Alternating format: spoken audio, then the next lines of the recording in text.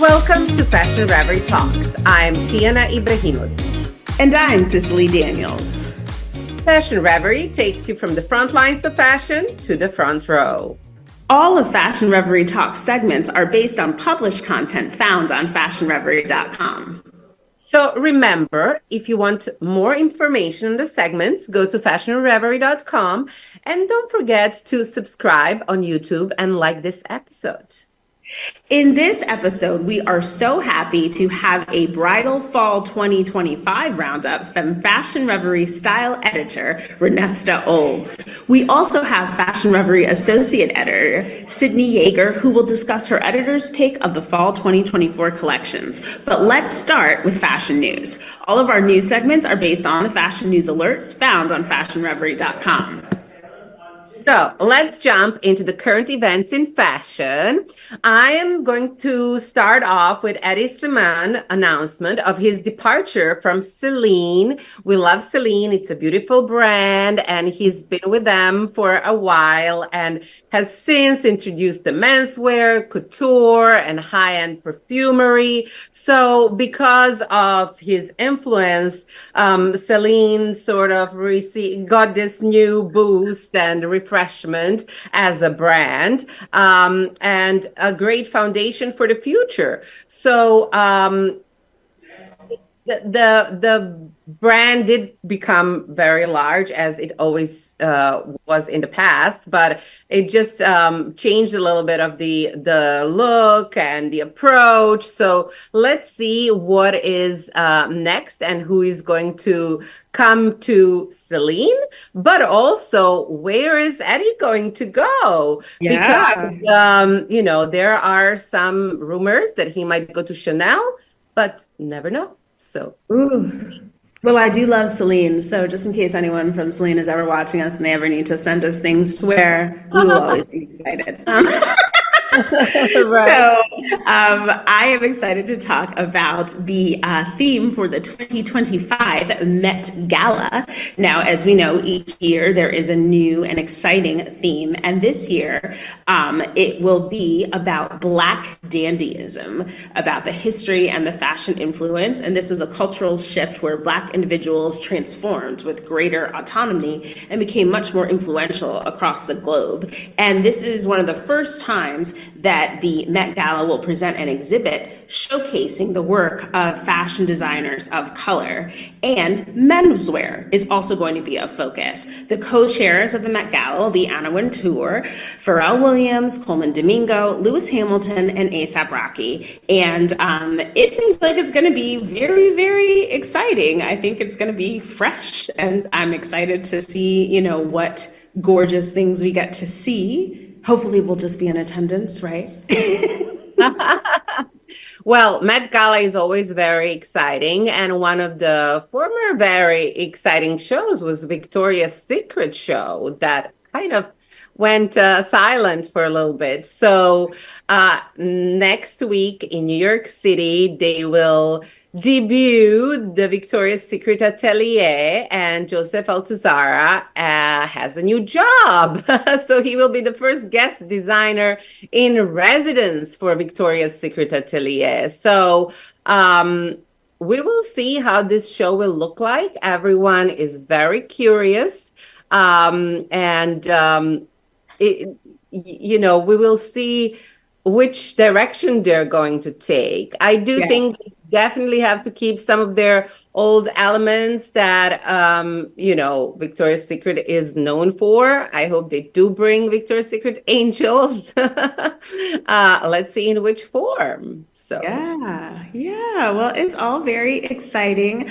That is it for us this week for the fashion news. But if you want to stay up to date, you know where to go. Go to fashionreverie.com. I am so excited to introduce Renessta Olds, and I love Bridal Week. So Renessta, that's why I get to talk to you, because I loved being a bride. I love looking at things related to brides every year. So I'm excited to get into fall 2025. What was your overall impression, would you say, of New York Bridal Week fall 2025? Thank you, Cicely. I'm so happy to even be on to discuss it. I too, from a child, love bridal, all things bridal, everything pretty, everything feminine, floaty gowns. I love attending Bridal Fashion Week just to see the collections, just to see the luxury, just to drink champagne, just to walk around and be in the element, right? Because it's a different feel from New York Fashion Week.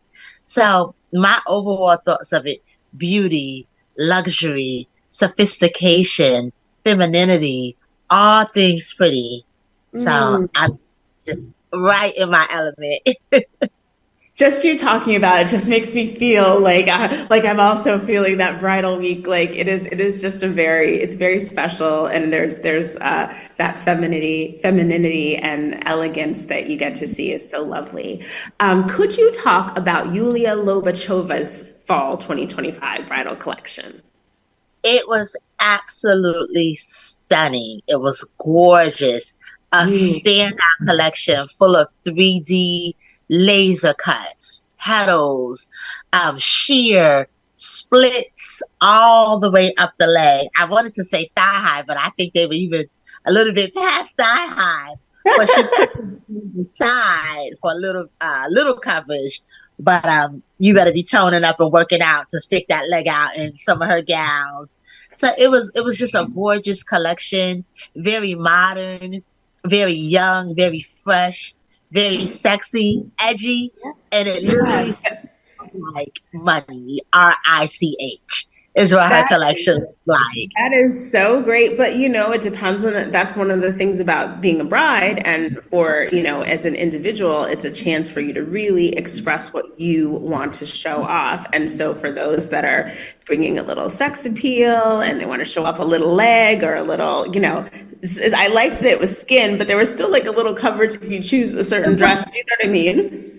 Because the split wasn't directly in front, it was off to Yeah. the side. So, you Yeah. had you were covered, but if you took a walk or if you just kind of turned the wrong way, you were going to get a nice, a Yeah, nice sneak peek. exactly. Then you could show off a little bit, give them give the future spouse a little hint of what they're going to get. Let's pivot to I'm not sure, is it Iden Cohen? Iden Cohen, yes. Okay, Iden Cohen, great. So What did I you love think? his collection. He is a darling. He's become a fan favorite. Everyone is always looking forward to seeing his show. And this year's collection was inspired by the Greek goddess Mm. Anthea, who's the goddess of gardens. And you saw that in the collection.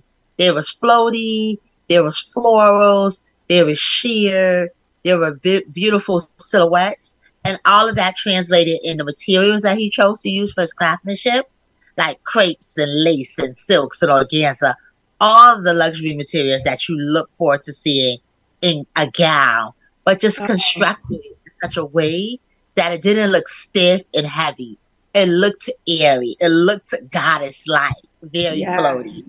Yes, well, I guess if you are looking for a goddess like dress, then that might be this collection might be where you would look. Lastly, can you give me your impression of the Nardos Fall 2025 bridal collection? She is when we hear Nadas, when we see the invitation list and the guest list, I'm like, oh, I hope I get invited to Nadas. I hope I get invited to Nadas. The collection was stunning as usual. It kind of felt familiar, like Okay. something that we haven't seen before. It gave you vintage, it gave you retrospective, and you spoke Mhm. about that earlier, like loving bridal since a young girl. And that's what Yes. you see on is like when I saw it, I was like, I love this. I've always loved this. This is my dream dress. But it also Mhm. felt fresh and modern. So it was familiar, but yet fresh at the same time. Yes. Oh, that is lovely. Well, I obviously we need to be going to some of these bridal shows together because we'll both be living our best life. Thank you so much for these descriptions, and hopefully for anybody who might actually be bridal shopping, it gives you a little hint of which way to go, and also remember that bridal is not only for brides. So surely in all of these collections, you can find some other great options. So thank you so much, Renessta, for joining us this week. I really appreciate it. And I hope we get to see you again. Thank you so much for having me. It was my absolute pleasure. Yay. So every fall, there's so many fashion collaborations. So our associate editor, Sydney Yeager, has curated some innovative and interesting fall 2024 collaborations. Welcome, Sydney, to Fashion Reverie Talks. Hi there. As you mentioned, collaborations are really a dime a dozen. Well, I'm glad we have you to pick out the best ones for us. So, how did you come up with these interesting fall 2024 collaboration choices? Some of them I'd seen on social media, and some of them were just brands that we all adore at Fashion Reverie. So we kind of got a little sneak peek into them or press releases, and I was like, oh, I really like these. These ones aren't boring, or they aren't a food brand collaborating with a fashion brand where you're just sitting there wondering why it makes sense or if it does. Right. So there is, let's start with a very interesting combination. So Alice and Olivia and Beatles. So tell me about that collaboration. While it sounds a little bit shocking for a band and a brand to work together, this is Alice and Olivia and the Beatles' second collaboration. They did their first one back in 2018, and they used some of the iconic symbols and lyrics from the Beatles into their clothing. And because of the poppiness and kind of avant-garde but still classic details of Alice and Olivia as a brand, it really does work together with a sort of cohesion that is just amazing. I love it. I love it. From what I've seen, I would wear all of it because it's like the cuteness with edginess, the I know, combination. I love they have a Here Comes the Sun shirt, and it's so cute.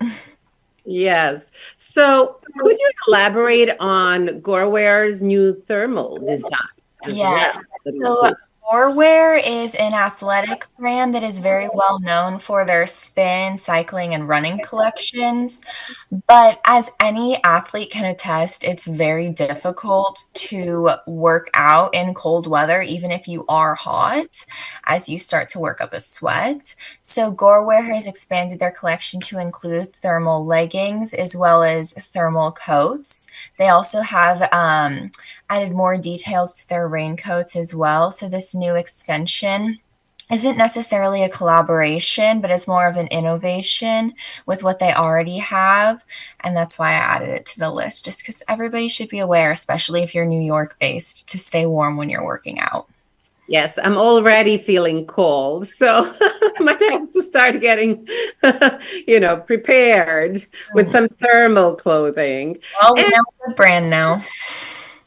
Yes, exactly. So, lastly, could you talk about Splendid and Sarah Jane Block? I think it's Chella Jane Vlog, but it's from Becky Hillard, who's a lifestyle influencer. And Splendid is a brand that we already know at Fashion Reverie.